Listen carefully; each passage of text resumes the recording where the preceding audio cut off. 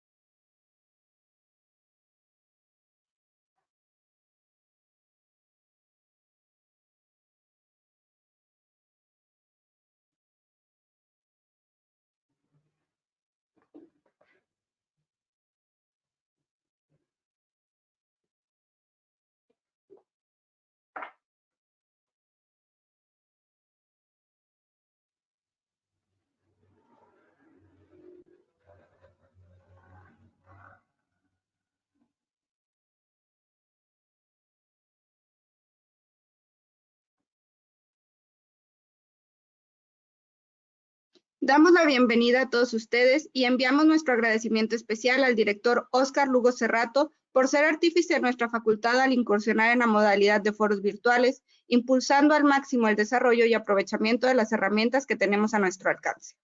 La mesa del día de hoy tiene el tema Contratación pública en tiempos de pandemia y forma parte del Congreso Virtual El papel de la Administración Pública en emergencia sanitaria, organizado por el Cuerpo Académico Administración Pública y Derecho Financiero. La dinámica será la siguiente. Tras la presentación de nuestro panelista, procederemos con una sesión de preguntas y respuestas, en la cuales nuestros panelistas podrán volver a hacer uso de la palabra y ahondar en el tema indicado. Ustedes, estimados asistentes, pueden realizar sus preguntas a través del apartado que aparece en sus pantallas. Para dar inicio a esta mesa, presentamos al doctor Juan Francisco Díaz Colmachi. Es abogado por la Universidad Central de Ecuador. Obtuvo su especialización superior y su maestría en Derecho Administrativo en la Universidad Andina Simón Bolívar, sede Quito. Es candidato a doctor en Derecho por la Universidad de Valladolid. Se ha desempeñado como director de contratación pública, director jurídico y asesor de máximas autoridades en varias entidades de gobierno. Asesora a varias empresas públicas y privadas. Ha aportado con varias publicaciones en materia de contratación pública, corrupción, gobierno abierto y telecomunicaciones. Actualmente es docente de la Universidad Andina en los programas de especialización y maestría de contratación pública. También es profesor de la Universidad de Especialidades Espíritu Santo de la ciudad de Guayaquil en la maestría de Derecho de la Empresa. Sin más, le damos la palabra. Muchas gracias, Friné. Buenos días con todos. Quiero agradecer a la Universidad de Nuevo León por la deferencia que han tenido en invitarme a poder dar esta ponencia bastante modesta. Y un agradecimiento especial a mi querida amiga y colega Nancy González. Para mí realmente es un honor y un privilegio poder participar en este panel virtual y más privilegio ya que lo vamos a compartir con el profesor Damsky, un referente regional en la materia que actualmente nos convoca en este conversatorio y a quien felicito por su reciente obra también publicada. Es impensable que lo que estamos viviendo actualmente lo hayamos predecido meses antes. La pandemia ha cambiado todo, casi todo, incluida la administración pública, y eso ha obligado que nos tengamos que adaptar muy rápido y muy pronto al uso de las tecnologías. Tanto es así que este conversatorio lo estamos haciendo de manera virtual y desde la academia también este espacio que estuvo disponible, pero poco se lo utilizaba. Siempre apelábamos al tema presencial por el enriquecimiento que puede existir en el uno a uno. Ahora, producto del distanciamiento social obligatorio, del no poder trasladarnos, de la restricción a la movilidad, ha provocado que ahora estos espacios que tenemos académicos no mueran, sino que más bien se potencien por esta vía y que sin tener que trasladarnos podamos tener acceso a estos espacios. Yo por eso agradezco a la Universidad de Nuevo León tanto la iniciativa como la invitación, porque en estas épocas es en donde tenemos que demostrar también de qué estamos hechos y la academia pues en eso no ha defraudado, y por eso es que estamos acá también. El tema que nos ocupa no es distinto al que estamos viviendo. ¿Y por qué no es distinto? Porque la compra pública tiene un componente muy importante y es la compra pública electrónica. El confinamiento, como decíamos, la restricción a la movilidad, el no poder trasladarnos, ha ocasionado que este precepto denominado contratación pública electrónica se potencie aún más. Y se potencia en el sentido de poder utilizar tecnologías que permitan no paralizar a la administración pública, porque aunque no lo crean, la contratación pública es un elemento sustancial, es un elemento indispensable, es una base y plataforma de todo gobierno para poder salir de esta crisis. Por vía de la contratación pública, lo que tratan de hacer los estados y las administraciones es poder suplir esas necesidades que ahora han variado. ¿Eso qué quiere decir? Que la contratación pública también ha migrado. Y si es que no ha migrado, tiene que migrar. Tiene que evolucionar, porque nada será igual después de esta pandemia. Y si es que algunos están pensando que esto termine y vamos a volver al mundo en el que dejamos al menos 2 meses atrás o 3 ya en otras latitudes, pues déjenme decirles que no va a ser así, que hay muchas cosas que van a variar, y eso implica las variaciones que van a haber en la contratación pública también. Primero, hay que comenzar a visualizar una contratación pública mucho más electrónica, en el sentido de que la administración pública, que casi siempre está llena de papeles, pues tendrá que digitalizarse obligatoriamente. El uso y empleo de las plataformas tecnológicas, que en la mayoría de nuestros países en Latinoamérica son elementos complementarios al procedimiento de contratación, van a tener que convertirse en elementos principales para poder llevar a cabo las compras públicas. Estamos obligados, tanto de la administración pública como del lado de quienes prestan sus servicios a la administración pública en calidad de contratistas, a que también esto tenga que diversificarse y reorientarse.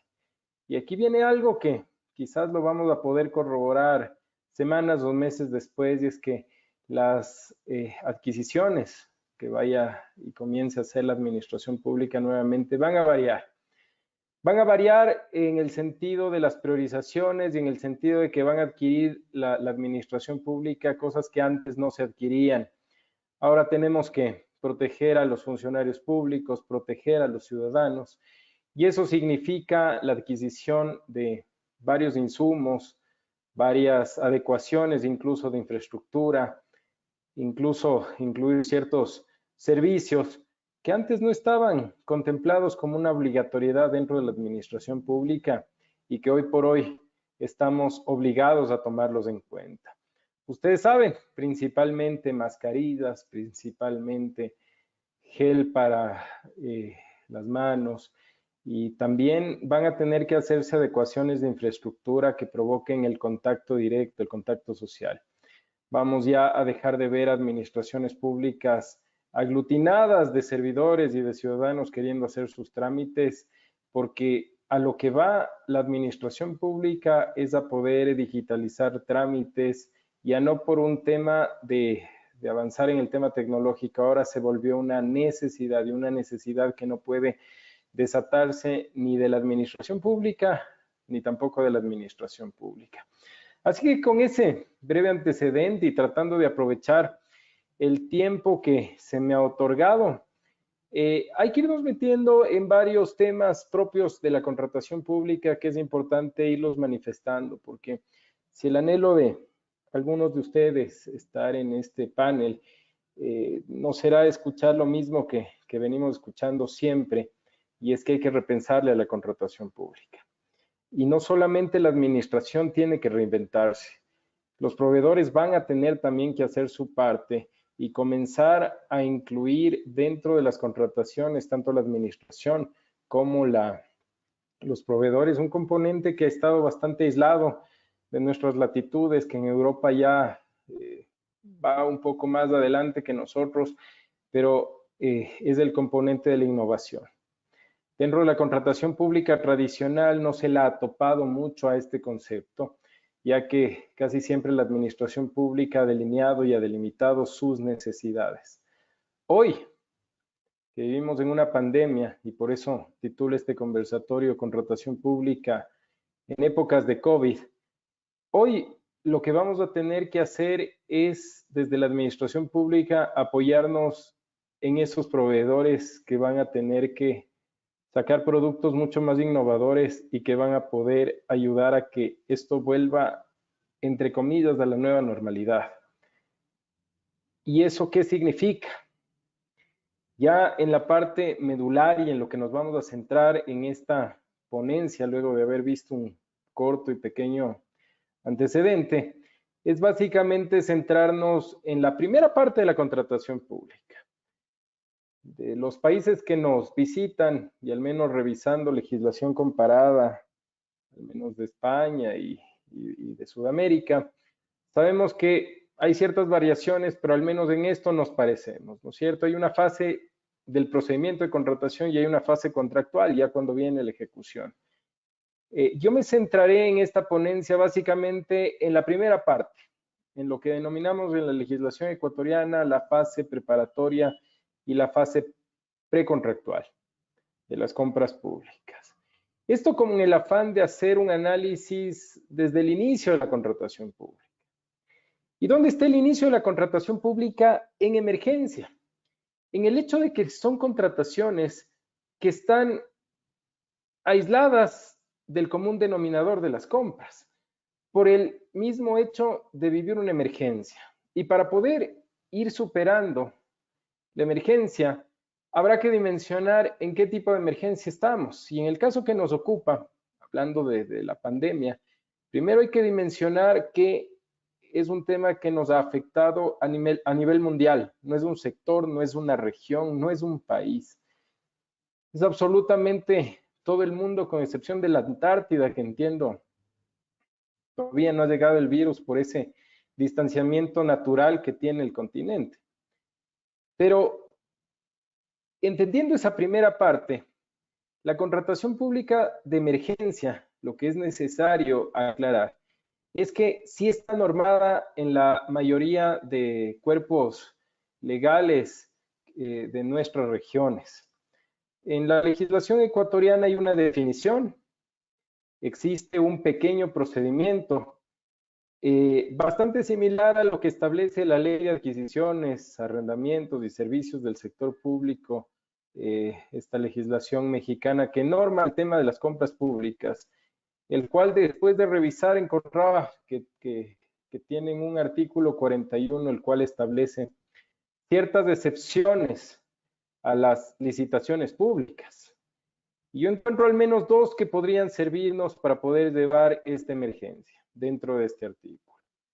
Cuando se peligre o se altere, ¿no es cierto?, el orden social, la economía, los servicios públicos, la salubridad, la seguridad del ambiente, o alguna zona o región del país como consecuencia del caso fortuito o fuerza mayor.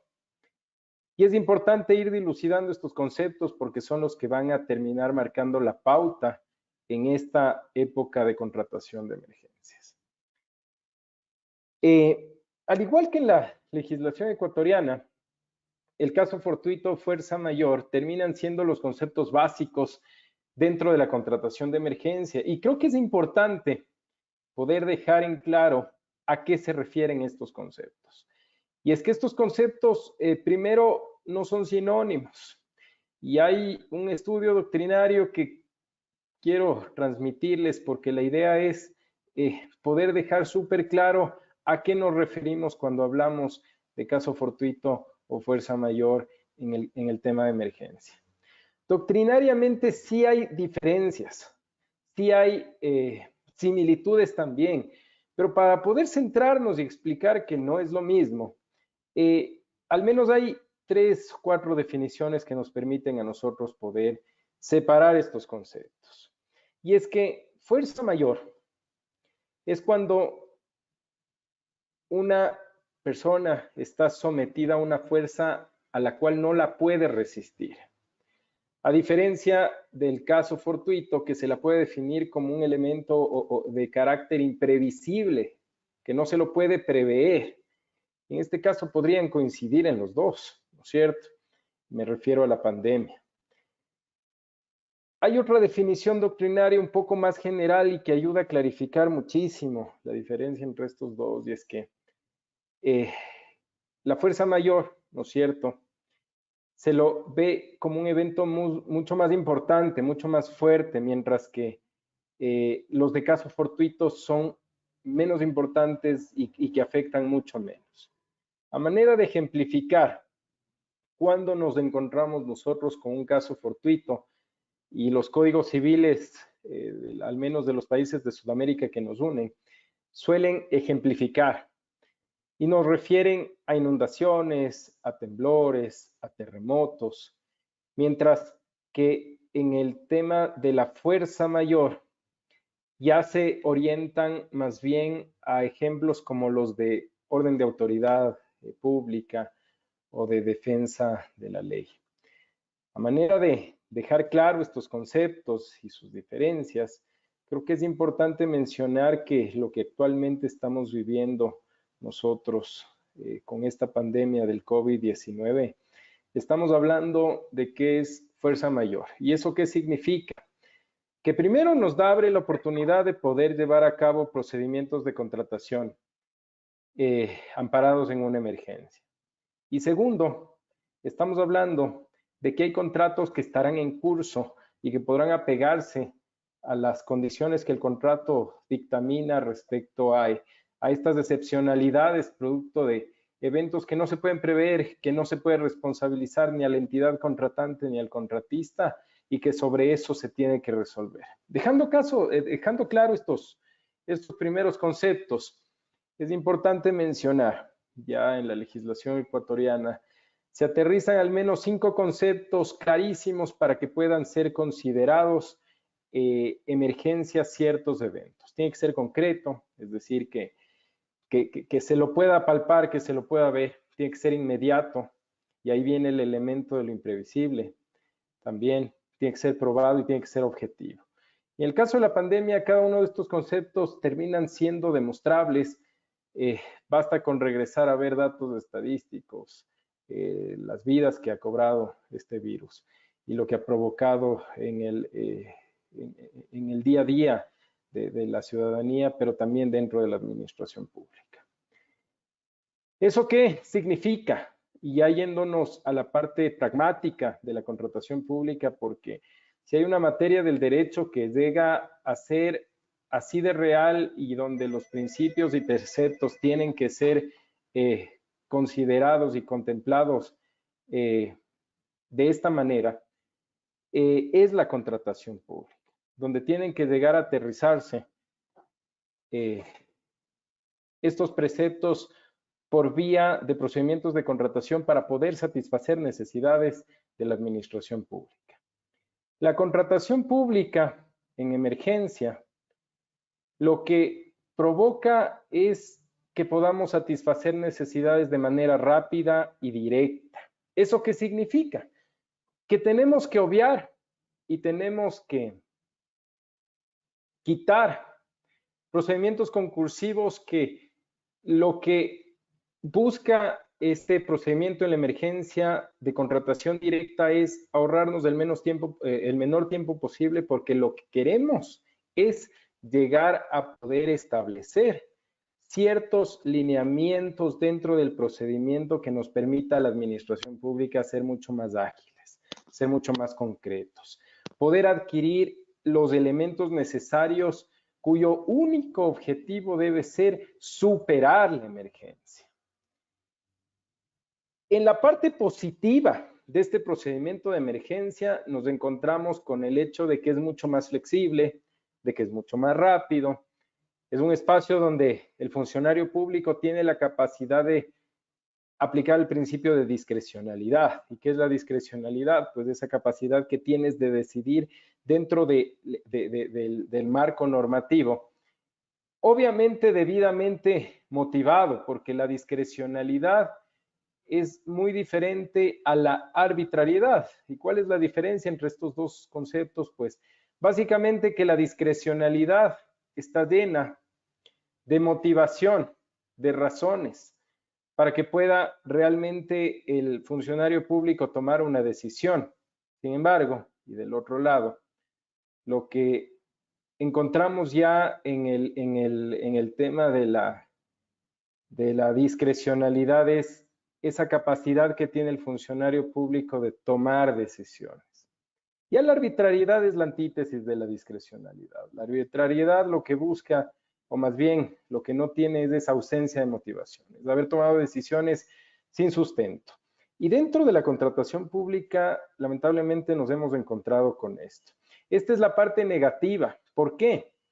Porque a pesar de vivir una emergencia, a pesar de tener una pandemia, de que se han perdido vidas, este espacio, este ecosistema que provoca la contratación pública de emergencia también ha dado paso a hechos de corrupción. Hechos de corrupción que están relacionados con la contratación pública. Ya Nieto García lo dijo hace muchos años atrás, que la corrupción es una especie de pandemia perenne que acompaña al poder como sombra al cuerpo. Y es que hablar de la administración pública y hablar de la contratación pública sin hablar de la corrupción es algo que no se ha podido.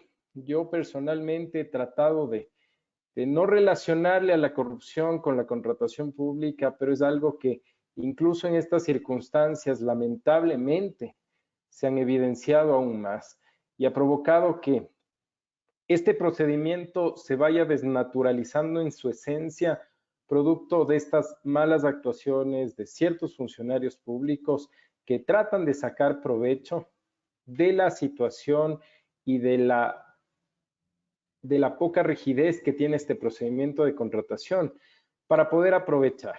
¿En qué sentido? Porque es importante aterrizar cómo se ha procedido lamentablemente en este procedimiento de contratación. El hecho de ser contrataciones directas y que no hayan concursos, eso ha provocado que se pueda direccionar y orientar las compras, cuando en beneficio eso lo que busca es tener celeridad y superar la emergencia. Ahí tienen el pro y contra. El tema de los precios, como hay este sentido de urgencia y emergencia, lo que se trata es de poder suplir la emergencia lo más pronto, y tiempo para hacer estudios económicos difícilmente se los tiene. ¿Eso qué provoca? Ya del lado no tan positivo y donde se provoca un sistema para corrupción es en los sobreprecios que se pueden dar en la adquisición, sobre todo en esta época de medicamentos y de equipos de protección médicos, los cuales lo que ha provocado es una insatisfacción social, una queja constante, en donde a pesar de estar viviendo estos momentos difíciles para muchas personas, lo que ha provocado más bien es un hastío de la administración pública, un rechazo hacia la función pública y a pesar de que son diversos los casos, y en el Ecuador no ha sido la excepción, en donde se asignan recursos para superar la emergencia, se adquieren bienes, se adquieren servicios y estos terminan siendo manchados por estos espacios que provoca un procedimiento de emergencia, creando sobreprecios, creando direccionamiento para ciertos proveedores y obviamente ese beneficio adicional que tienen ciertos funcionarios producto de haber orientado esas contrataciones. A manera de ir concluyendo, para poder aterrizar esta ponencia y ser respetuoso del tiempo que se me ha otorgado, es importante señalar al menos ciertas cosas. Al tener una alta demanda de todos los productos de protección para el personal médico, para la ciudadanía, demanda de mascarillas, demanda de medicamentos incluso, ha provocado una escasez a nivel mundial y la escasez produce también especulación. ¿Y la especulación a qué nos acarrea? A una alza de precios. Eso quiere decir que el Estado está comprando más caro también insumos que en tiempos normales o fuera de la pandemia podrían costar menos. Pero eso ha disparado también los precios a nivel mundial para poder adquirirlos, producto del desabastecimiento al existir mucha más demanda que de los productos que normalmente se tenían. Eso inicialmente como un problema. Segundo, que existen pocos proveedores a nivel local que pueden proveernos de los bienes que permiten superar la emergencia. ¿Eso qué significa? Eso significa que hay que volcarnos a contrataciones afuera. Y esas contrataciones afuera no se pueden hacer de la misma forma como se las hace localmente. Y ahí las legislaciones, particularmente la ecuatoriana, da esa excepcionalidad de poder buscar afuera esos productos y comprarlos sin mayor inconveniente, sin mayores filtros, por esta necesidad. Y ahora es mucho más aplicable. Hay una muy buena experiencia colombiana en donde, producto del estado de excepción, llegan a emitir directrices que las compras que se realicen afuera serán al amparo del derecho privado. Algo que bastante innovador, pero que si vemos el ejemplo de Colombia, ha permitido superar rápidamente los decesos y llevar mucho mejor la pandemia, producto de estas decisiones acertadas y a tiempo de poder simplificar la contratación pública. Obviamente, los controles son necesarios dentro de la contratación pública. Sin embargo, eso que ha provocado ya en el día a día y en la forma pragmática de ver la contratación pública, pues ha provocado que esto tome más tiempo, lleve mucho más tiempo, y eso acarrea también que los médicos estén menos protegidos y que tengamos más decesos. Hay ciertas recomendaciones que se han realizado de estudios recientes que se han hecho a la contratación pública, y es el hecho de que se pueda coordinar las compras que realice el Estado, que se puedan hacer compras grandes, compras que permitan que la economía de escala mejore los precios unitarios. Otra de las recomendaciones que se hacen es que se priorice, que realmente se adquiera bienes y servicios que permitan superar la emergencia, ya que lamentablemente algunas de las compras de emergencia se han apalancado en este procedimiento, pero lamentablemente no han servido realmente para poder superarla. Y es que este es el último mensaje que yo quiero dejarles. En la medida en que la contratación pública y sobre todo de la emergencia en estas épocas pueda ser empleada de una manera adecuada, transparente, rápida, eso va a permitir que las administraciones públicas superen mucho más rápido esta emergencia. Caso contrario, eso va a provocar que el personal médico que no tenga los insumos necesarios para poder protegerse se contagien, y eso significa que comience a colapsar también el sistema de salud. Y finalmente, hay algo en lo cual coincidimos, creo que todos los países, y es que en el tema de lucha contra la corrupción en los procedimientos de contratación, sobre todo de emergencia, que la sociedad civil ha tenido uno de los principales elementos y banderas, y es que la denuncia social ante estos hechos de corrupción han paralizado muchas contrataciones donde se han beneficiado algunas personas producto de este espacio. Ahí termino yo mi ponencia, no sin antes decirles que es importante diferenciar y separar que la contratación pública no necesariamente tiene que significar corrupción. Es importante mantener buenos funcionarios públicos, es importante no solamente transparentar los procesos, sino realmente darle la importancia y el poder que tiene el funcionario público de vocación para que pueda llevar a cabo procedimientos en donde satisfagan necesidades y no únicamente necesidades personales. Muchísimas gracias. Agradecemos al doctor Juan Francisco su participación y vamos a pasar con algunas preguntas que nos hacen por medio del chat. Perla Delgado pregunta, ¿cómo se puede evitar la discrecionalidad dentro de las contrataciones públicas? De la mano va la pregunta de Carlos Javier Lozano Franco, ¿la discrecionalidad afecta a la contratación pública?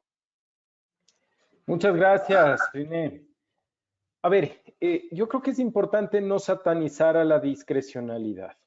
La discrecionalidad es un elemento que más bien ayuda a que la administración pública pueda reaccionar más rápido. Caso contrario, automatizaríamos una administración pública y la volveríamos metódica. Y en el tema de contratación pública es fundamental la discrecionalidad. ¿Cómo limitas la discrecionalidad? Pues la primera respuesta casi siempre es teniendo normas para todo. Pero el momento en el que normas todo y deja sin espacio de decisión, esa administración pública no tiene la capacidad de reaccionar, de decidir. Y en el tema de emergencia es necesario tener esa capacidad de reaccionar y de decidir para poder superar la emergencia. La discrecionalidad no es el problema. El problema son ciertos funcionarios públicos que aprovechan este espacio para, en esa capacidad de decidir que se les otorga, deciden no en beneficio de todos, sino de unos pocos.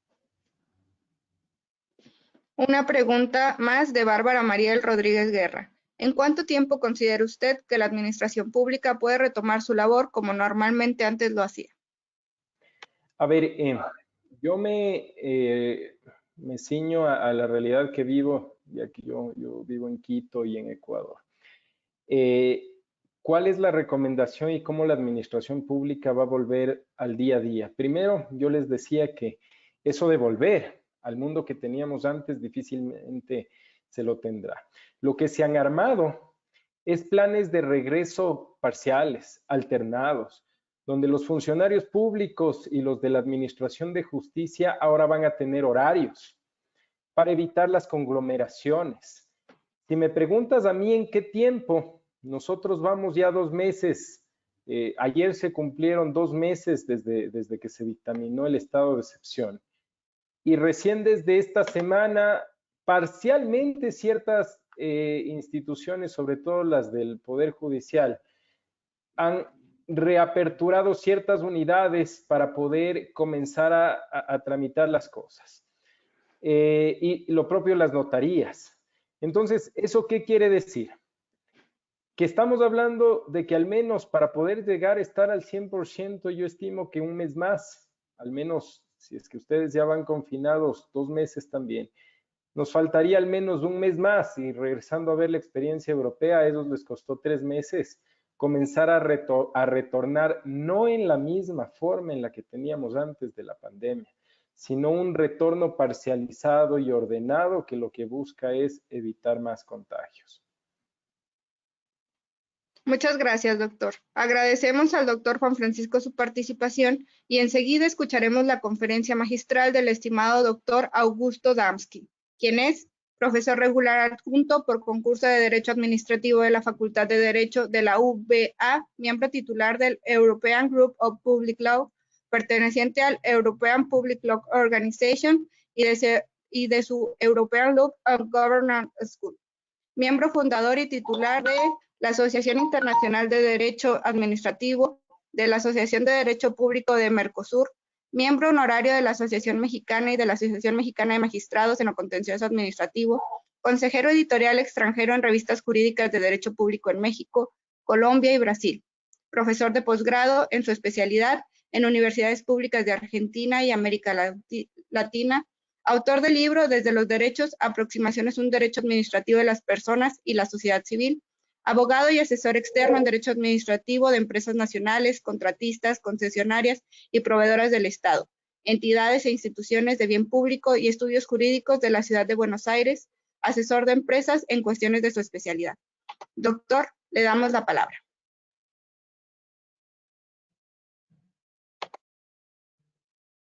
Muchas gracias, muy buenos días, ¿cómo les va? Muchísimas gracias a los organizadores, muchísimas gracias a quienes hicieron posible que estemos hoy reunidos en este encuentro presencial digital, que no es virtual, sino que es presencial digital, aunque estamos todos en nuestras casas, ¿no? Yo aquí con mi mascota, que me acompaña, ¿no? Pero con el despacho también en marcha.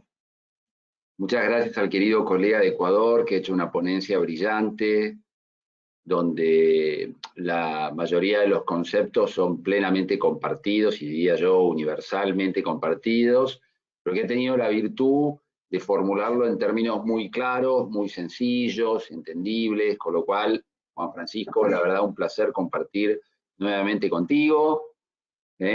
Nos hemos visto en la Universidad Andina hace años atrás, ¿no?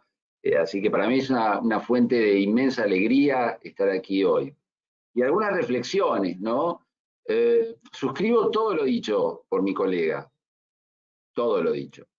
Tengo algunos matices que los vamos a ir compartiendo, pero principalmente a mí me interesa hacer una visión quizás más de contexto, ¿no? Nosotros estamos frente a una tragedia y en esto es importante ver que la historia se repite, pero que nosotros los humanos no aprendemos nada. En 1918, la humanidad atravesó la misma tragedia, la tragedia de, para nosotros, la gripe, para el hemisferio norte la influenza, ¿no? Pero fue la misma tragedia. En ese momento la tragedia no vino en aviones, vino en barcos, pero fue verdaderamente una pandemia universal, 1918. La humanidad quedó devastada. 100 años después, inexplicablemente, la respuesta de la humanidad es la misma, como si el tiempo no hubiera pasado, como si no tuviéramos adelantos ni científicos, ni tecnológicos, ni jurídicos. Y esto para mí es motivo de una reflexión multinivel para compartir con todos ustedes. Porque en mi opinión, la tragedia una vez más nos pone de cara a un escenario extraordinario, a un escenario de cambio y de transformación. Este pseudo estado policial, que el colega lo llamaba estado de excepción, con mucho acierto, este pseudo estado semipolicial global, que de facto se ha erigido también globalmente mediante la supresión y restricción de ciertas libertades, viene a mi modo de ver, hacer emerger una discusión violenta, acaso por un nuevo derecho que siempre estuvo presente, el derecho a las libertades. Y esto me mueve una primera reflexión en la cual voy a hacer una cita. Ese gran rabino, ese gran líder espiritual del siglo XX que tuvo el judaísmo, el Rebbe de Lubavitch, Menachem Mendel Schneerson, en un libro, El sesgo de positividad, enseñaba una filosofía de la positividad y proponía que frente a las tragedias debíamos tener una percepción positiva de las cosas que nos permitieran reaccionar mejor y así reaccionar más rápido y con más eficiencia.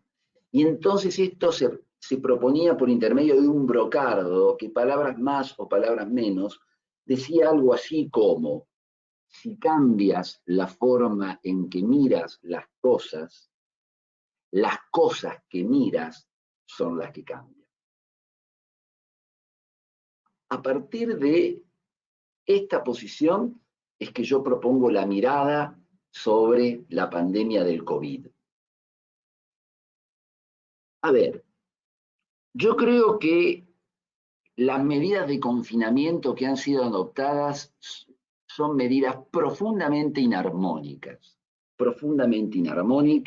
aunque necesarias. Son medidas extremas que han sido espásticamente edictadas, con espasmo, la reacción propia del miedo y de la falta de conocimiento previo sobre el problema que se enfrenta.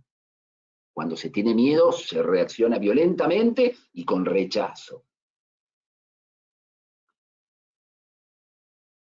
Esta reacción global que se ha adoptado, en lugar de evidenciar una acción eficaz y coordinada, deja para mí al descubierto que los poderes formales no tienen una capacidad de reacción inteligente y menos aún coherente, ni qué hablar creativa. No advierto ningún tipo de solución creativa, innovadora, ni tan siquiera propia del siglo XXI en el abordaje global de la pandemia.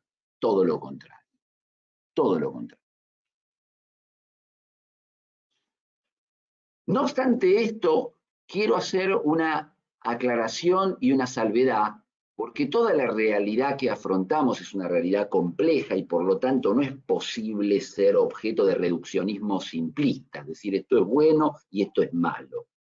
La reacción global deja en evidencia que ninguna de las advertencias científicas serias que durante estos 20 años vinieron formulándose fueron tomadas en consideración. Para quienes me siguen en redes sociales, como mi querido colega, verá que días atrás yo posteé una nota del principal periódico de mi país del año 2003. En el 2003 en mi país se advertía la peligrosidad de una cepa del virus que hoy conocemos como COVID. Y se denunciaba de la misma manera la desinversión en investigación científica.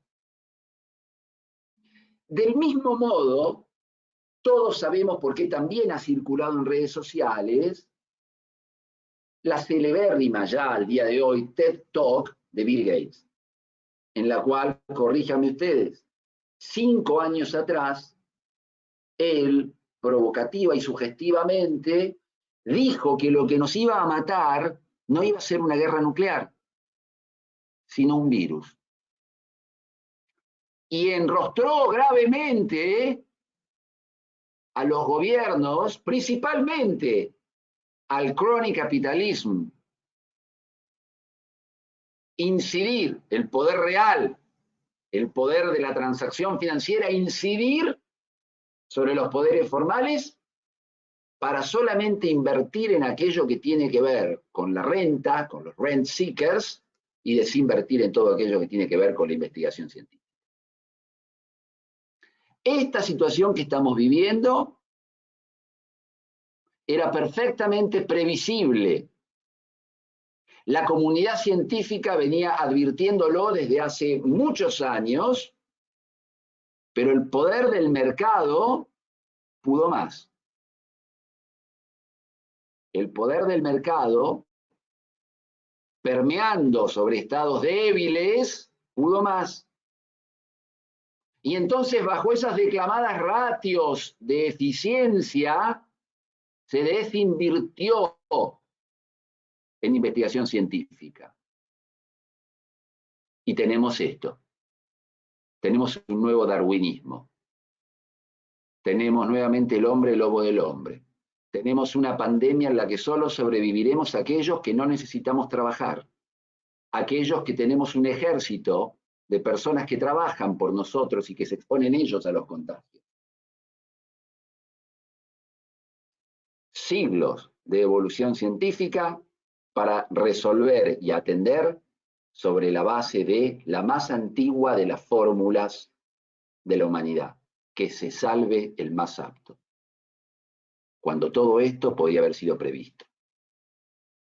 Ahora, no obstante esta cuestión, hay algo que sí quiero destacar y en favor del gobierno de mi país, que es injustamente tildado de populista. Quiero celebrar la decisión del gobierno de mi país de haber hecho lo único que podía hacer, que era seguir la recomendación que yo critico de la OMS. Critico porque podía haberse evitado, podía haberse adoptado una multiplicidad, podríamos hoy tener la vacuna contra el COVID. Sin embargo, se desinvirtió, no se tuvo. ¿Qué recomendó OMS? Cerrar las fronteras, confinamiento, cerrar la actividad económica. ¿Qué dijeron los países pro mercado? La economía, economies first. Así está Brasil, así está Estados Unidos, así convirtió Inglaterra con Boris Johnson su país. Y así está mi país, Argentina, uno de los que menos contagios tiene. Por eso es que destaco y remarco aún en estos foros transnacionales la iniciativa del señor presidente de la Nación, Alberto Fernández, y su equipo de ministros, porque han adoptado, dentro de lo único que podía hacerse, soluciones tempranas. Y ustedes dirán, bueno, pero es lo típico del gobierno populista. Y ahí voy a decirles algo. Nuestro amigo ecuatoriano nos hablaba del estado de excepción. En nuestro país no hay implantado un estado de excepción. Hay decretado una emergencia que inclusive fue decretada por ley en el mes de diciembre, cuando al hacer el arqueo de lo que este gobierno recibía del gobierno anterior, el que nos sobreendeudó en una cantidad de dinero que nos vuelve a poner por novena vez al margen, al borde del default y al margen de la ley, decretó la emergencia y decretó la emergencia sanitaria. Y esta es una medida extremadamente eficaz. Dirán, bueno, pero decretar la emergencia es lo mismo que un estado de excepción. No, porque no están exceptuados los derechos. No, porque las libertades ambulatorias están aseguradas dentro del marco de lo posible. Y entonces esto es lo que merece que en un foro internacional, alguien que no tiene compromisos con el gobierno, como soy yo y mi despacho de abogados, que no se beneficia en nada de ninguno de los gobiernos, pueda decir esto. Este es un caso bien interesante el de la pandemia, porque nos va a permitir, si sabemos aprovechar esta enorme oportunidad, nos va a permitir desarrollar un marco jurídico, como por ejemplo planteaba el colega, de mayor pormenorización y especificación de los procedimientos de contrataciones en emergencia. Debiéramos aprender de todo esto. Pero quiero volver sobre un punto que me parece sumamente importante tratar en este y en todos los foros en los cuales tomamos intervención. Y es que las medidas que globalmente han sido adoptadas han desperdiciado la posibilidad de acudir a técnicas y protocolos de programación y planificación económica, aunque sea mínimos. Aquellas fórmulas de economía planificada, de circulación programada, no fueron tomadas en consideración mayoritariamente por los gobiernos. Y entonces es interesante y cierto que la historia no nos enseña nada, o que nosotros revelamos una incapacidad muy marcada para poder aprender de la historia. Y esto da para el análisis, porque el déficit es global. Y el déficit revela que globalmente la gran crisis que vivimos, queridos amigos, a mi modo de ver, no es de salud, no es de economía, sino que es una crisis de creatividad, de inteligencia y de adaptación. Estamos en un momento darwiniano. Creo que la era del confort global, que acaso afortunadamente, si no está llegando a su fin, está llegando un momento de quiebre, revela que la generación de bienestar material no necesariamente es condición de desarrollo de capacidades, y menos aún de aquellas capacidades extraordinarias de las que nos habla esa célebre autora Martha Nussbaum. Una readaptación, una reconfiguración de algunos elementos del otrora modelo de programación y planificación económica integral recababan un lugar en esta situación actual, que en cambio ofrece lo más opaco, las medidas más desagradables y las medidas económicamente más desfavorables que vergonzosamente el derecho puede ofrecer. Ahora bien, esto no solo debiera motivarnos un fuerte cuestionamiento desde el punto de vista del derecho, sino que también merece algunas precisiones que quiero hacer siguiendo los lineamientos de la jurisprudencia de la Corte Suprema de mi país. En primer lugar, la emergencia actual es real, a nadie le cabe dudas. La situación es grave y la situación amerita medidas excepcionales. Parafraseando el criterio de la Corte Suprema de mi país, la situación como esta de carácter grave, excepcional, amerita remedios también excepcionales. A lo que luego tenemos que las situaciones de emergencia no son todas iguales. Si bien el problema de la pandemia es el mismo que 100 años atrás. Por eso es que al no haber dos emergencias iguales, se torna difícil fijar reglas comunes y el abordaje suele ser casuístico. Las peculiaridades de esta emergencia y sus manifestaciones en cada uno de los contextos distintos verifican realidades distintas que van a requerir o hubieran requerido de soluciones especiales.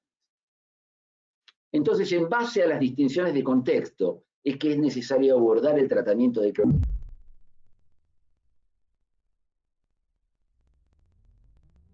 situación especial, si bien enmarcado en aquellos principios universales con suficiencia y aptitud que permitan afrontar estos casos. En segundo término, también siguiendo las definiciones de la Corte Suprema de mi país, nosotros sabemos que las medidas excepcionales solo pueden ser extremas durante un periodo limitado de tiempo. Y aquí entonces dos aportaciones iniciales a la luz de las realidades que van perfilándose en nuestros países. La primera reside en advertir una seria consolidación de un modelo estatal paternalista, y esto es predicable a esta resolución espástica que vienen adoptando los estados. Es la tentación de todo Estado, y que siempre debería generar el alerta y la reacción de las personas y la sociedad civil. Y aquí no nos es simple comprender en qué momento resignamos como personas nuestra autonomía, sea por incapaces de cuidarnos, de elegir, de controlarnos. Y entonces la referencia a un pensador de mi país, Carlos Nino, me resulta ineludible. ¿Algo? Sí, lo escucho. ¿Puedo seguir? La referencia a Carlos Nino es ineludible en este punto. Nino desarrolló esta idea de que un Estado es perfeccionista o paternalista o utilitario cuando restringe o limita, como estamos viendo en el caso de muchos estados, la autonomía personal. Es cierto que el paternalismo se justificó siempre ante hipótesis de graves amenazas, por lo que el equilibrio no es fácil. Ahora, es también importante tener en cuenta, o corresponde decir brevemente, que desde el punto de vista de los derechos humanos, es central tener en consideración que estos rigen siempre y más aún frente a situaciones como la actual. Emergencia no equivale a estado de excepción, ni desplazamiento de derechos humanos. Emergencia equivale a más derechos humanos y más satisfacción de derechos fundamentales. Los derechos humanos deben aplicarse siempre, siempre, sin ningún tipo de discriminación. Debe mantenerse el criterio de proporcionalidad de las restricciones ante la emergencia. Y esto es importante porque, volviendo al paternalismo, entiendo que nunca y bajo ninguna circunstancia debe afectarse la dignidad de la persona humana, una idea largamente elaborada en nuestros constitucionalismos humanitarios en América Latina. Una idea que además ha sido muchas veces declamada y tantas otras veces abdicada sistemáticamente. Entonces, voy a este punto, porque conecta directamente con el núcleo de la cuestión. La dignidad como el primer derecho humano, incluso como un derecho anterior al derecho a la vida. Dignidad por intermedio de la cual todos los derechos humanos se encuentran interrelacionados, unidos indisolublemente, presididos por el derecho a la vida, sí es cierto, pero repulsando la idea de unos derechos fundamentales por sobre otros o de una relación jerárquica entre los derechos. Todos los derechos puestos en juego en la emergencia se encuentran igualmente atravesados por la misma externalidad negativa y requieren de asistencia y apropiado marco de protección y de promoción. Desde esta óptica es que puede ensayarse quizás una respuesta a la supuesta dicotomía entre un valor vida que pueda contraponerse a los valores fundantes de nuestras democracias, como lo es la promoción constante de las libertades económicas y de trabajo. Porque si bien sin vida no hay trabajo, sin trabajo no hay vida digna. Entonces, en mi opinión, el llamamiento de los estados no es a establecer una supuesta prioridad o jerarquía entre derechos, sino a conjugar medidas, aquellas medidas más aptas, proporcionalmente adecuadas, razonables, racionales, que posibiliten proteger el verdadero problema en juego, que es la adecuada tutela de la dignidad de la persona humana, en cuyo núcleo se conjugan vida y trabajo, vida y comercio, vida y economía, economía y sociedad. La dignidad, entonces, es el fundamento a partir del cual se debe construir el primer derecho cardinal, que es el derecho que tenemos que poner en juego cuando discutimos sobre pandemia. Parafraseando a Hannah Arendt, diré que se trata del derecho a tener derechos. Un destacado jurista argentino,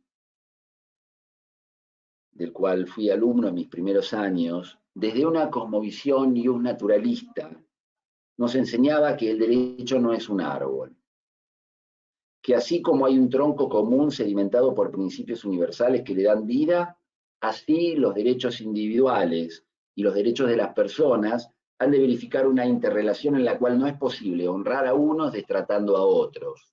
Por lo tanto, no es posible hablar de una dicotomía entre vida y trabajo, vida y libertades económicas. Comparto la creencia de que ciertos abordajes de la pandemia en algunos gobiernos a priori dejan el sabor de que pareciera que estamos postergando e ignorando la dignidad de las personas, de los habitantes. Y esto es triste porque, como dije al inicio, pareciera que los humanos estamos librados a las leyes de la naturaleza, en la que solo sobrevive el animal más fuerte, el animal más adaptable. Y esto es luctuoso, esto es lo luctuoso.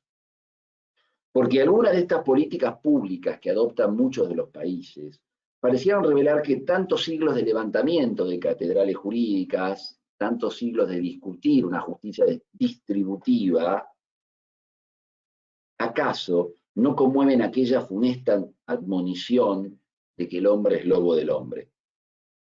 Porque, como les compartí al inicio de mis reflexiones, no es descabellado pensar que las consecuencias de esta política de confinamiento en realidad solo permiten la supervivencia del más fuerte, del más rico, del inversor ocioso. Y acaso, o muy probablemente, dejan desprotegido al empresario productivo, a las economías regionales, a las economías continentales. Este es el contexto en el cual se enmarca la problemática del derecho administrativo en la emergencia y de la contratación pública en especial.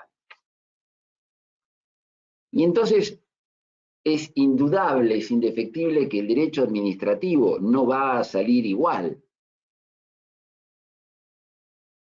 También es un hecho de que estamos en una oportunidad extraordinariamente positiva para poder desarrollar y pensar un régimen jurídico pormenorizado y concreto, o más específico, respecto de la contratación administrativa de la emergencia, como decía el querido colega que me antecedió.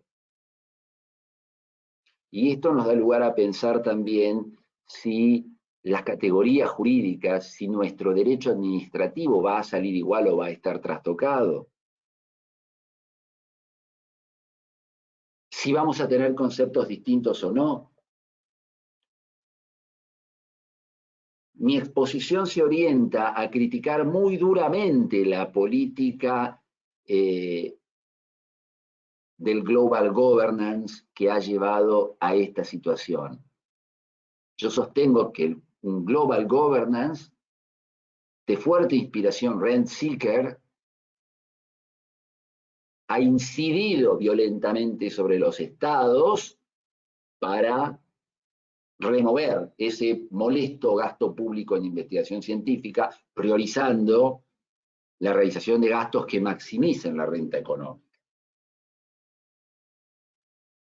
Y yo creo que esta pandemia nos pone frente a una situación excepcional, y es que vamos a seguir dentro del sistema del global governance, de la gobernanza global, del derecho global, de la globalización económica, o lo que se pone en crisis y la catedral que se derrumba es la de esta globalización desalmada y desaprensiva, porque vemos que los gobiernos que principalmente están fracasando son aquellos que sostienen una suerte de canibalismo salvaje de supuesta protección al trabajo. Entonces, les planteo una dicotomía. ¿Cómo saldrá jurídicamente esta pandemia? ¿Cómo nos impactará? ¿Cómo saldrá nuestro derecho? ¿Seguiremos hablando de globalización o comenzaremos a hablar de multilateralidad, que es algo distinto? ¿Podremos seguir enmarcados dentro del esquema tradicional de soft law propio del derecho global o comenzaremos a construir un derecho multilateral?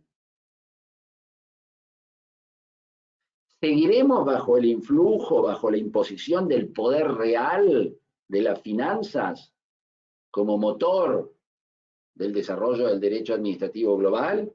¿O podremos pensar en que como humanidad podemos dar un paso adelante y comenzar a partir de la formación de un derecho multilateral a construir institutos basados en dos grandes principios: la solidaridad y la cooperación? ¿Proseguiremos dentro de aquellas categorías que Sabino Cassese describía como propias del global governance, dentro de un modelo mercadocentrista, en la cual es el mercado el que edicta y pone las reglas de juego? ¿O podremos volver a un nuevo esquema estadocentrista de carácter multilateral? ¿Es la solidaridad un principio que se aplica o no lo es? Aquí es donde se puede comenzar a enmarcar la comprensión de los paradigmas dentro de los cuales nos vemos llamados a tratarla la contratación pública. Entonces, como parte integrante de las políticas públicas de atención de la pandemia, cabe preguntarse de una parte por el acierto de las normas de excepción adoptadas para posibilitar procedimientos de contratación en la emergencia. Y también, respecto de la contratación pública en ejecución, preguntarnos cuáles son las medidas de adecuación contractual idónea que afrontamos los abogados diariamente en nuestros despachos. ¿Cómo se atiende? ¿Qué luces y sombras nos deja las compras de emergencia que trataba el conferencista anterior? ¿Y qué soluciones han de adoptarse para aplicar, como bien explicaba él, la teoría de la imprevisión, el caso fortuito, la fuerza mayor. Bien, no voy a detenerme en normas que por todos son conocidas, sino quiero adentrarme en cuáles son las fórmulas de adecuación contractual, es decir, todo aquello que no está en la ley y que no está tampoco en los libros de derecho, sino que está en nuestras realidades económicas. Entonces, por un lado, vemos que muchas economías contractuales públicas, muchas economías de los contratos, están rotas debido a, primero, una realidad que con distintas modulaciones atraviesan algunas economías de nuestra América Latina, excepto Ecuador, que tiene su economía fuerte dolarizada. La primera reflexión se refiere a el problema de las economías en los contratos determinados por los saltos de las relaciones cambiarias en aquellos contratos públicos que reconocen incidencias significativas en ítems dolarizados. La segunda cuestión se refiere a los quiebres provenientes de un ciclo inflacionario en progresivo desarrollo, que en el caso argentino o también ya en algunas otras economías en Latinoamérica comienza a desarrollarse y va afectando muy negativamente los componentes financieros de los contratos. En el caso argentino, esto tiene una dimensión ya mayúscula y superlativa, porque somos, junto con Venezuela, los dos países que mayor inflación estamos desarrollando, y vamos a un noveno default, y vamos a una crisis hiperinflacionaria como los argentinos ya estamos prácticamente acostumbrados. Tercero, un problema que es central en los contratos públicos se determina por las demoras cada vez más extensas que experimentan los comitentes estatales para el pago del precio de los contratos públicos. Es decir, y esto como una funesta derivación del raquitismo de nuestras administraciones financieras. Demoras que además, sumidas en las emergencias macroeconómicas que nos impone la pandemia, opera graves trastocamientos en la economía contractual, graves trastocamientos que están afincados en, por ejemplo, la irrepresentatividad de los valores que finalmente perciben los contratistas y proveedores, que a su vez, para paliar la morosidad administrativa de pago, se ven precisados a acudir a fuentes de financiamiento secundario, a tasas de interés exorbitadamente elevadas y muy superiores por las que ordinariamente tolera el mercado. En fin, por un lado, el impacto de la crisis macroeconómica estructural de mi país y el impacto global y regional y continental que opera el coronavirus.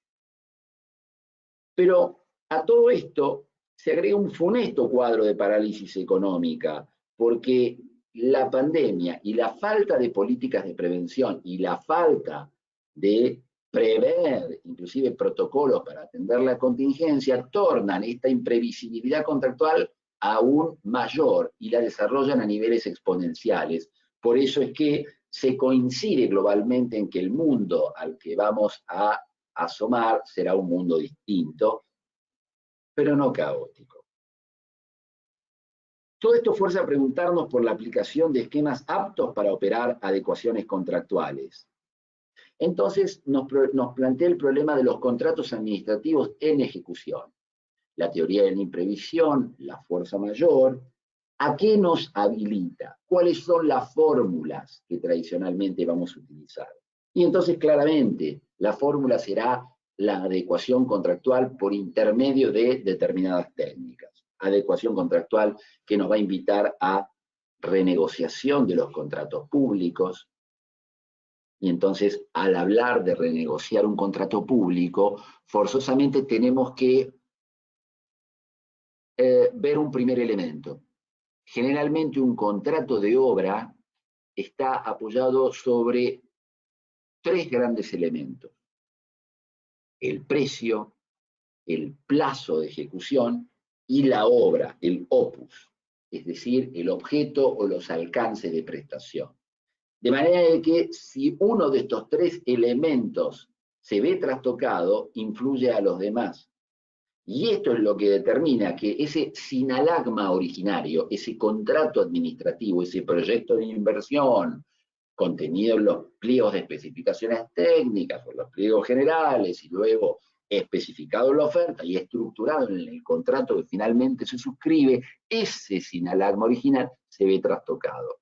De manera que toda fórmula de renegociación contractual, si quiere atender a una adecuación de contrato, va a tener que contemplar la satisfacción del corrimiento de estos tres grandes pilares.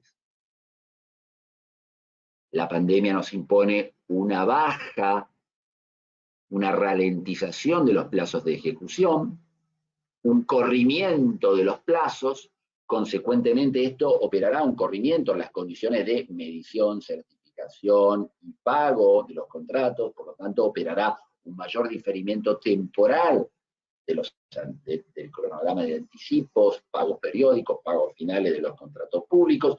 Por lo tanto, aquí deberán arbitrarse fórmulas que permitan incorporar parámetros objetivos de ajuste de los precios. Y finalmente, el objeto y los alcances de los contratos. Esto es importante, porque si no es posible ni disponer de más plazos, ni disponer de más dinero, porque nuestras economías latinoamericanas padecen un raquitismo muy marcado, entonces hay que acudir a fórmulas que posibiliten renegociar los contratos en orden a redefinir los objetos contractuales y los alcances. Y entonces tenemos la herramienta de la renegociación contractual, tenemos la novación de las obligaciones contractuales, y aquí, usualmente en nuestro sistema jurídico en Latinoamérica, frecuentemente vamos a buscar una aplicación analógica de las normas del derecho privado, en las cuales se recepta la técnica de la novación de las obligaciones, para extrapolarla e intentar utilizarla en el campo de la contratación pública, lo cual en muchos sistemas jurídicos de Latinoamérica es posible a partir de la analogía de segundo grado. Bien. Tenemos también, vinculado a los plazos, algunas herramientas. Cuando no es posible una mayor ampliación de plazos, la herramienta de la neutralización de los plazos. Supongamos en algunos casos en los cuales los contratistas han agotado por dificultades materiales no previstas, o por otras dificultades que hayan aparecido, o deficiencias en los proyectos, hayan agotado la posibilidad de prorrogar o de suspender plazos. Bien, habría que acudir a la técnica de neutralizar los plazos, pero preservando, hasta donde razonablemente sea posible, la remuneración del contratista, y de esta manera asegurando la posibilidad de ajustar, de preservar, de proteger el derecho al ajuste del precio. Bien, ¿qué más tenemos? Cuando no es posible disponer ni de más plazo ni de más financiamiento público, habrá que ajustar los objetos contractuales. Entonces aquí habrá que acudir a las técnicas características de la contratación de obra pública de nuestro continente, tales como la recepción provisional de la obra, la recepción parcial de los contratos, o también cuando se trate de aprovisionamientos o acondicionamientos por la emergencia, acudir a las ampliaciones o las reducciones de carácter extraordinario, y ya sí por fuera de los umbrales mínimos y máximos que establecen casi uniformemente los reglamentos de contrataciones en toda América Latina. Entonces hay un mix de cuestiones que ingresan aquí. Y estas reducciones o ampliaciones, yo remarqué que tienen carácter extraordinario y que como tales permiten salirse de esos estrechos topes, que en algunos casos será un más menos 10%, en otros contratos un más menos 20%, y entonces permitir no solo modificar el quantum de la prestación, sino también modificar la qualitas de la prestación, es decir, modificar el objeto de la prestación. ¿Me siguen hasta aquí? Esto es bien importante determinar. La circunstancia extraordinaria justifica medidas extraordinarias. Y en materia de ejecución de contratos públicos, esto determina la posibilidad de, con carácter extraordinario, modificar el quantum de las prestaciones y también la qualitas, es decir, el núcleo del objeto contractual acordado. ¿Qué más tenemos? Tenemos además otras técnicas.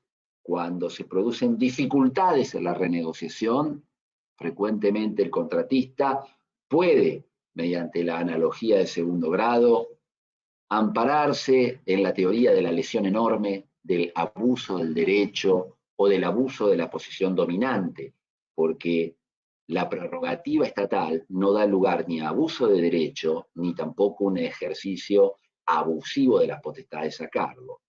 De alguna manera, teorizado desde la discrecionalidad administrativa en torno a las potestades de interpretación de los contratos, esto ya lo han comentado con el conferencista anterior. El tema da para mucho, ciertamente, y el tiempo es demasiado corto y creo que ya estamos largamente excedidos. Sin embargo, querré decirles que, vinculado a los procedimientos de selección, sí, la platea jurídica de mi país ha criticado duramente, y suscribo esa crítica, a esta suerte de corpus iuris que ha adoptado la actual presidencia de la Nación. ¿Por qué quiero decir esto? Porque al igual que en la casi totalidad de los regímenes jurídicos de contratación pública en América Latina, nuestros ordenamientos, muchos de ellos inspirados en el sistema continental europeo, en el sistema español, han receptado históricamente una técnica, que es la contratación directa por emergencia o urgencia objetiva y fundada. Y esto es bien importante porque la contratación directa por emergencia, que en el caso del derecho administrativo argentino se integra en una norma jurídica concreta y vigente, que es el artículo 25, inciso D, apartado quinto del reglamento de contrataciones vigente, que en mi país es un reglamento delegado, número 1023 del año 2001, ya contempla esta figura. Sin embargo, ¿qué es lo que sucedió en mi país? Y merece toda nuestra crítica por las funestas prácticas de corrupción que comentaba mi antecesor. Porque en nuestro país, por intermedio de la ley de emergencia y la posterior miríada de decretos de reglamentación de la emergencia por la pandemia, que comenzaron con el decreto de necesidad y urgencia número 287 del 17 de marzo de este año, se desarrolló un parasistema jurídico, se desarrollaron normas de excepción para justificar contrataciones directas de emergencia, sin desplazamiento del régimen de contrataciones, pero edictándolo como un régimen común, o sea, generando la creencia de que existe una vía alternativa a partir de la cual la norma general resultaría no aplicable. Y entonces esto merece comentarse, porque ¿qué riesgos presenta entonces salirse del sistema que estaba contenido en el régimen de contrataciones y en cambio dictar un sistema jurídico integral? Tiene todos los riesgos propios de eximirse de un régimen de especificación del conjunto de potestades regladas previas a los procedimientos de selección. ¿Por qué? Porque con este núcleo de medidas que se han dictado en mi país, se posibilita una discrecionalidad rayana con la arbitrariedad. ¿Por qué? Porque al dictar un régimen que reproduce parcialmente la autorización para la contratación directa, pero le prevé de otros resortes, peligrosamente con esto se coadyuva a la flexibilización de los controles subjetivos y objetivos sobre los contratos.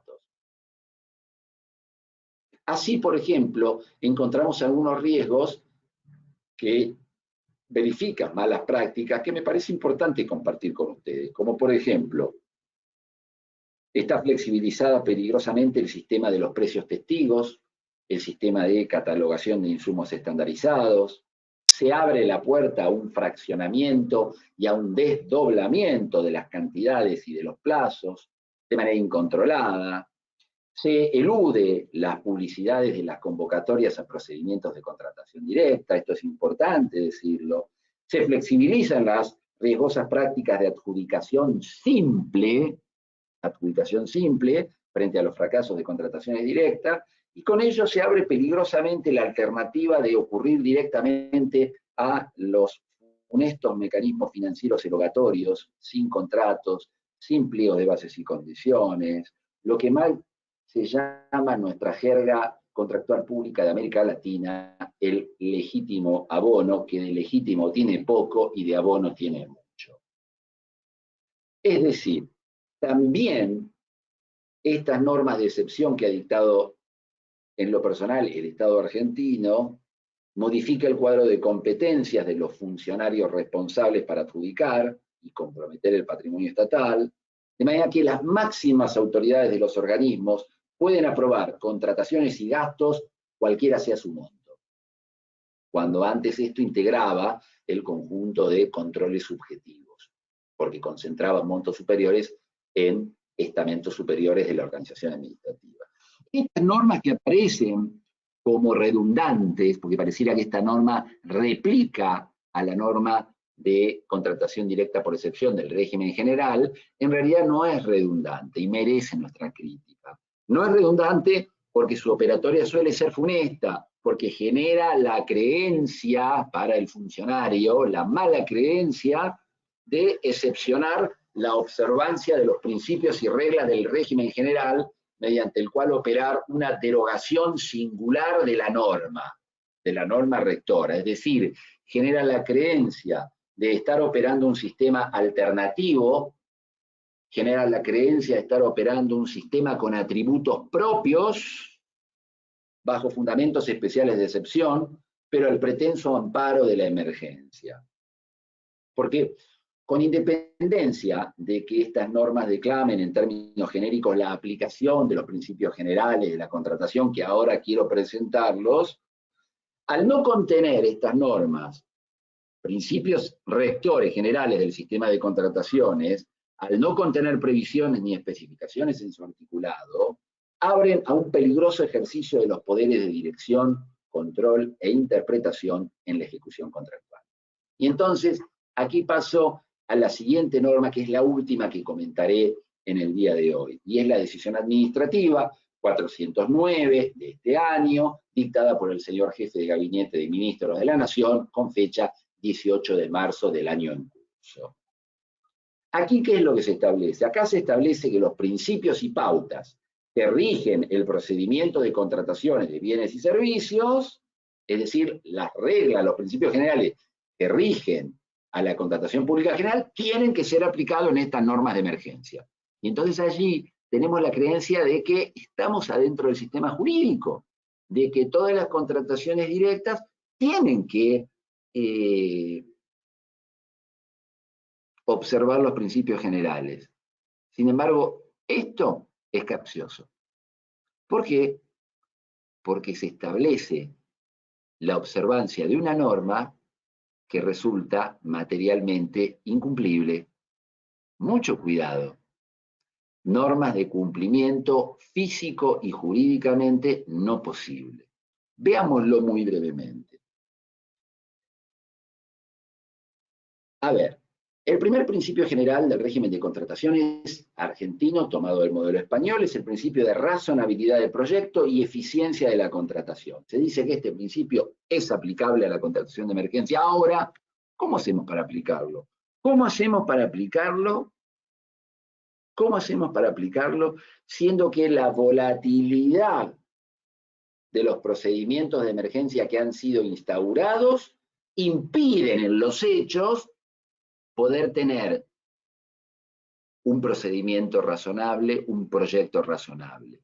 Si estas mismas normas en base a las cuales se contrata por emergencia no prevén una instancia de elaboración de bases y condiciones, quiero decir, ¿cómo hacemos para respetar el principio de razonabilidad del proyecto si este marco normativo de excepción y de emergencia, amparado en la supuesta eficacia y en la supuesta celeridad, no prevé o posibilita la contratación pública sin bases objetivas, sin la redacción de un pliego de bases y condiciones?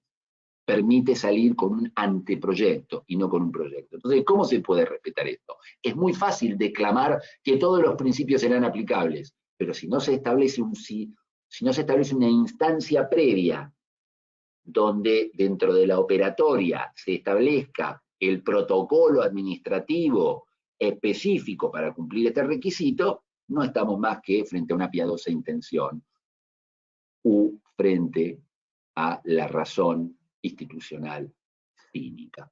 Sigamos. ¿Cómo se hace para cumplir el segundo de los grandes principios del régimen general de contrataciones, que es el principio de concurrencia de los interesados y competencia de oferentes? Es decir, ¿cómo hacemos para fomentar la concurrencia si no hay publicación?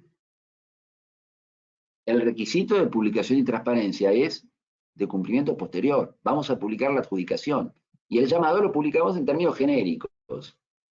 Entonces, si no hay condiciones operativas que garanticen transparencia y publicidad en tiempo real, ¿cómo fomentamos la concurrencia? Segunda objeción. Decimos que vamos a fomentar la concurrencia, pero si estamos en un parasistema jurídico en el cual no vamos a aplicar el padrón de proveedores, ¿cómo hacemos para que todos los proveedores por un rubro tengan condiciones igualitarias para presentarse? ¿Me siguen? Si nos salimos del sistema, ¿cómo hacemos para cumplir con el sistema? Luego, la regla de la competencia entre oferentes. ¿Cómo hacemos para generar un mercado en competencia de oferentes si eliminamos, para hacer los procedimientos más rápidos, si eliminamos las vistas de las ofertas, si eliminamos la posibilidad de que los oferentes se puedan impugnar entre sí, y si solamente diferimos a la adjudicación final la posibilidad de que los oferentes impugnen? ¿Cómo se cumple el control entre los mismos oferentes que ingresan a la puja licitatoria? Es fácil declamarlo, pero si no prevemos, nuevamente lo digo, condiciones operativas, un protocolo de vista de ofertas, de contradicción, de oposición, de independencia, es imposible lograr la aplicación de este principio. Por lo tanto, resulta un cinismo. Y luego tenemos cómo logramos la transparencia de los procedimientos. Cuando al amparo de la urgencia se verifican innumerables direccionamientos contractuales, se suprimen vistas de ofertas, se dispensan a las comisiones de evaluación de ofertas de su obligación de fundamentar pormenorizadamente sus decisiones. Basta que el órgano técnico diga, esta oferta es apta y ya está aprobada. Y el deber de fundamentación y el deber de otorgar la vista para que impugne la empresa que no ha resultado preadjudicada. Si suprimimos esto, ¿cómo podemos tener transparencia? Y entonces, ¿cómo podemos tener transparencia si también se difiere el requisito de publicación a una difusión restringida de su llamado y a una difusión también restringida de su posterior ejecución? De manera que a nadie se le escapa que la cuestión de prever instancias de oposición, de control, de publicación, de análisis de oferta y de motivación no está reñida, esta cuestión no está reñida con los tiempos. No es que si tengo un proceso administrativo en el cual garantice reglas de contradicción, oposición, independencia, fundamentación y publicidad, lo vaya a hacer más lento. ¿Y saben por qué no? Porque hoy tenemos la tecnología y nuestros ordenamientos están fuertemente digitalizados. La tecnología hace que los plazos forzosamente se acorten, porque la comunicación es en tiempo real. Entonces, a nadie se le va a escapar que los avances tecnológicos hoy permiten que la publicidad y que la transparencia pueda imperar perfectamente desde el inicio y durante todo el ciclo contractual público, porque hoy ya no es un obstáculo para permitir la difusión amplia tecnológica de las bases y condiciones, para permitir combatir el direccionamiento en tiempo real, para permitir que los llamados estén abiertos a todos los proveedores, para permitir, en resumidas cuentas, una mayor concurrencia posible a la hora de intentar lograr ahorros reales o prestaciones efectivas. Porque de lo que se trata no es de gastar menos, sino de gastar bien. Finalmente, no se nos escapa la peligrosa discrecionalidad que se previó para cada una de las unidades de contrataciones, porque al prever un régimen especial, nos salimos de esa pirámide rectora en la cual teníamos un gran organismo rector y varios organismos desconcentrados que tenían que aplicar políticas del órgano rector. Entonces, la peligrosa discrecionalidad que se previó para cada unidad de contrataciones le posibilita que cada organismo que va a contratar no solo no publica, o publica poco, o publica mal, sino que puede establecer condiciones tan sensibles de manera individual como el pago. Ustedes saben que en el régimen argentino actual de la emergencia, cada unidad que compra puede establecer su propio mecanismo de pago, sus propios plazos de pago, cuando el plazo de pago está establecido de manera objetiva por la ley general, porque esto es garantía de transparencia, porque entonces al proveedor amigo le pago rápido, al proveedor que no es amigo, usted cobrará el año que viene. La pandemia, para ir concluyendo, nos interpela y exige lo mejor de cada uno de nosotros. Y en tanto sociedad civil nos reclama asumir un rol activo de involucramiento y de participación como gestores de los intereses en juego. Hay un dato muy importante que habrán visto que no mencioné y que se menciona muy poco. Ninguno de los mecanismos de urgencia prevén resortes de participación ciudadana efectiva. Y algo que es más grave, la sociedad civil está tan inerte, tan choqueada como los estamentos gubernamentales. Si los gobiernos reaccionan de forma espástica, la sociedad civil está helada, congelada, paralizada, no toma iniciativas. Y entonces aquí quiero decirles que la sociedad civil está llamada a ejercer sus derechos humanos, a participar y a intervenir en los procesos de gobierno. Y quiero decirles que el derecho a participar es un derecho humano reconocido en los tratados internacionales de derechos humanos y es directamente operativo. Ha sido reconocido por la Corte Interamericana de Derechos Humanos, ha sido reconocido por las Naciones Unidas en enorme cantidad de pronunciamientos y nuestras Cortes nacionales también lo han establecido. No es una concesión graciosa del poder de turno. El poder no elige cuándo convocar a la ciudadanía y cuándo no. Los ciudadanos tenemos un derecho fundamental. Este ha sido el motivo, el leitmotiv del último trabajo editorial mío. Demostrar que esto es posible. ¿Y cuál es la importancia de esto? Que yo creo que la pandemia, entre todas las enseñanzas o surgimientos o transfiguraciones de los derechos, nos tiene que llevar a reformular el principio de solidaridad. Los estados, dentro de una concepción multilateral que procuren superar al mercadocentrismo, tienen que estar fundados sobre la operatividad del principio de solidaridad. La solidaridad es un principio que tiene que aplicar. Y esto nos mueve a una reflexión ya casi final. Porque si pensamos esta cuestión de la pandemia y de la estructuración jurídica y desde la visión humanitaria, entonces allí podremos ver la posibilidad de plantear una alternativa jurídica, un pluralismo jurídico, la posibilidad de dejar de hablar de estados de excepción y comenzar a hablar de un derecho enmarcado en la emergencia y en la urgencia. Entonces, ¿es posible atender esta problemática y los problemas que nos genera desde un bloque constitucional?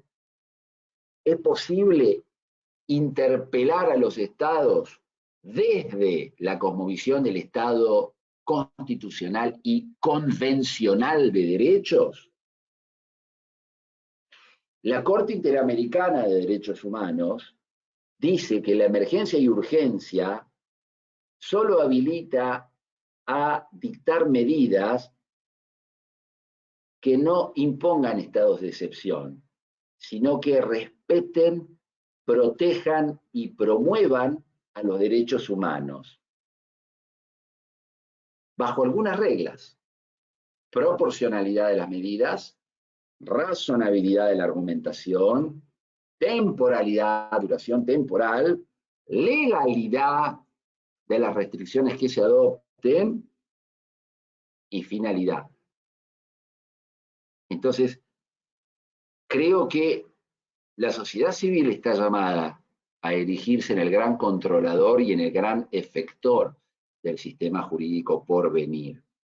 Creo que entonces, para terminar, no hay lugar para tibiezas y no hay lugar para la dejación. Menos aún hay lugar para la insensibilidad. Este es momento de ejercer esas capacidades extraordinarias con las que los seres humanos nos sobreponemos a las adversidades. Y vuelvo entonces en el final a la cita del Rebbe de Lubavitch.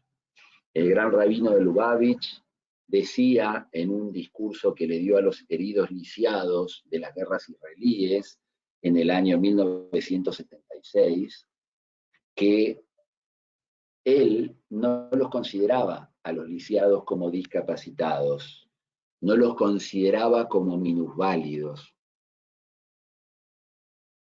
porque él decía que ellos, esos guerreros, tenían capacidades extraordinarias que les posibilitaron afrontar la adversidad y superar desafíos que parecían imposibles, por los cuales no se los puede llamar discapacitados, sino personas con capacidades excepcionales, con habilidades únicas para mover el mundo. Este es para mí el llamamiento de estos tiempos. Porque entonces, y para cerrar, parafraseando a ese al último pesimista del siglo XX, a ese gran pensador y poeta que fue Émile Cioran, les recordaré que no son los males violentos los que nos marcan, sino los males sordos, persistentes e insistentes, y por ello asfixiantes. Aquellos que se incorporan a nuestra rutina para paralizarnos y que nos van minando meticulosamente en el tiempo. Es hora, queridos amigos, de ponerse de pie.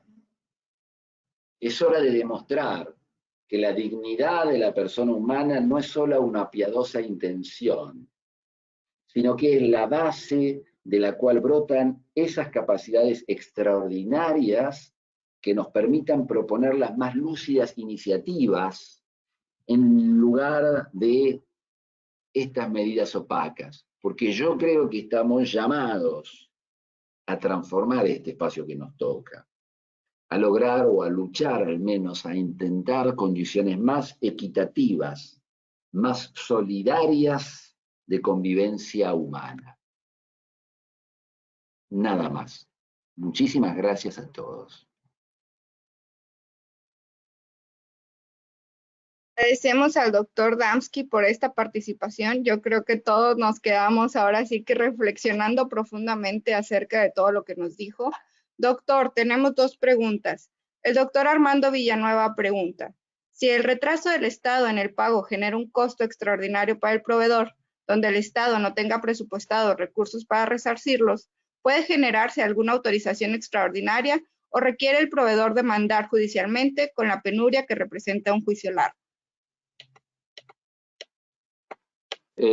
Todos los que nos dedicamos a la contratación pública en distintas latitudes de nuestra raquítica América, sabemos que los contratistas, los clientes, las empresas que suelen tener ratios muy pragmáticas, siempre buscarán el acuerdo, aunque sea el peor acuerdo, buscarán cobrar, eludirán siempre el litigio. Y aquí hay un dato común que quizás mi colega comparta o pueda darnos una opinión. La mayoría de los despachos que nos dedicamos a asesorar empresas que contratan con el Estado, tenemos un índice de litigiosidad estructuralmente bajo, porque el cliente lo que busca es zanjar su crédito. Lo que busca es lograr una negociación o una renegociación que posibilite, si no al menos ganar, perder lo menos posible. Y cuando se ha perdido mucho, muchas veces adoptan por la tesitura de dar vuelta a la página y buscar la licitación siguiente. Nuestras frágiles estructuras judiciales, al menos en mi país, en la cual tenemos una justicia independiente que ha resistido inclusive embates de los poderes de turno, aún así es muy consciente de que está llamada a regir en mi país en un contexto fuertemente desfinanciado. En Argentina, a diferencia de otras realidades de nuestra América Latina, en Argentina la emergencia económica es estructural y es crónica, porque nuestro país, mi país, estaba en crisis financiera aún antes de constituirse como nación. El primer empréstito internacional fue el empréstito con la Casa Baring de Londres en 1813, y nuestro país recién acababa de edictar su revolución y recién se declararía independiente en 1816. La emergencia en Argentina es crónica. Con lo cual, todo esto enmarca. Los tribunales en Argentina reconocen acciones judiciales como las que propone nuestro amigo, si es cierto reconoce, pero las tasas de ajuste son tasas muy bajas. Lo que se aplica es la tasa pasiva del Banco Central, es decir, una compensación a una tasa de interés anual del 9.25%. Pero la inflación en nuestro país es de un orden superior al 50%. Y si consideramos que un litigio patrimonial en nuestro país tiene una duración nunca menor a 5 y usualmente estructurada en torno a los 10 años, la moneda que se cobra es moneda de quiebra. Por lo tanto, usualmente no se suele ocurrir a este tipo de reclamaciones judiciales y en sede administrativa suele ser poco frecuente. Gracias, doctor, por su respuesta. Tenemos una pregunta más de Montserrat Brito Jaime que dice: en cuanto al manejo de los recursos públicos, ¿considera que el contexto actual justifica que el Estado modifique las normas para disponer abiertamente de estos recursos públicos, aun cuando no estén en sus facultades constitucionales por división de poderes? No. A ver, en América Latina, los latinos, quizás por nuestra sangre hispana, tenemos una tendencia a querer edictar normas. Tenemos una suerte de necesidad de que nos reconozcan como los Napoleones, no solo grandes emperadores, sino juristas que dictamos códigos nuevos. Por favor, no toquemos más ninguna norma.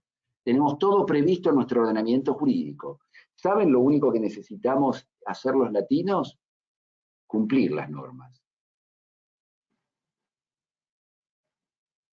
Muy bien, agradecemos muchísimo a nuestros dos panelistas del día, doctor Juan Francisco, doctor Isaac Augusto. Muchas gracias por su participación. Yo creo que todos los que estuvimos presentes nos quedamos con muchas preguntas para reflexionar en nuestras casas acerca de hacia dónde vamos en contratación pública en cuanto al derecho administrativo. Les agradecemos a todos su tiempo y por permitir que se lleven a cabo este tipo de eventos. Los esperamos el día de mañana a las 11 con la participación del doctor Orlando Viñolo con el tema los asuntos del derecho sanitario de la emergencia COVID-19. Muchísimas gracias a todos.